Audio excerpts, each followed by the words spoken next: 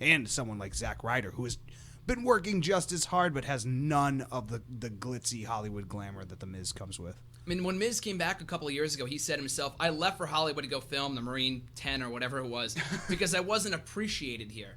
But I'm here to prove to you that you were all wrong, that I am going to become the WWE champion That's again. exactly the moment I was thinking of. Exactly. Right when he came back, and that was his character motivation, exactly what he needed. I mean, I've always been a Miz fan. It was actually 8 years ago today I started watching wrestling, so today is my faniversary of sorts, and Miz has been there since the beginning.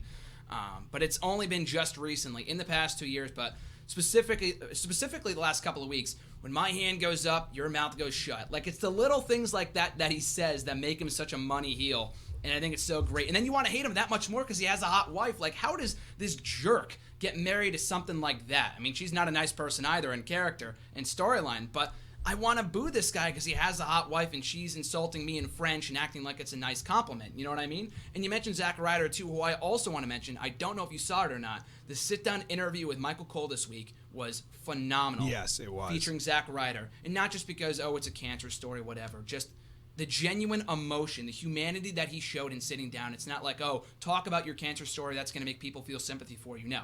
Everything that he said, the way that he said it, this is the real Zack Ryder. I love the fun-loving, hype bro, woo-woo-woo, you know it. Like, that's great and all, but the real Zack Ryder that grew up watching wrestling, that motivated him to overcome cancer in high school, that motivated him to go on to WrestleMania and win his first and possibly only Intercontinental Championship in a moment, akin to Shawn Michaels and Razor Ramon from a WrestleMania that he was there for, WrestleMania 10.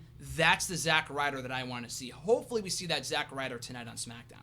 Yes. No, a very much more serious-minded, focused on achieving the things that he's finally wanted to achieve. He has all the skills. He has all the experience. He has had all of the big moment matches. He's been in WrestleMania events. He's been in house show events. He's been on NXT and batted back and forth between NXT and the main roster. What is there to lose? There's everything to gain. I love when wrestlers have everything to gain and they have built up everything. That's something I would love to see Sandow do for himself and build up all of that. And unfortunately, he's in that phase that Ryder was in probably a year to 2 years ago, where generating enough interest on social media is also a help. Mm-hmm. And to help you get back into those spotlights and find those opportunities. And this goes all the way back to our opening comments about this new reality era being a chance of opportunity. If you can rally vocal fans to give you a shot at getting on televised, WWE programming, then you have a shot at continuing that going forward. Because as all of the writing and creative stories go, they have no idea what they're doing, allegedly, and they don't write for more than 2 weeks or 2 months or 2 seconds, I don't know. But even if the entire show was improv and it just relied on people at random being selected and matches were being booked on the fly, I still think Zack Ryder now has enough experience to go out there and truly put himself into the match and have a 10-plus match every time.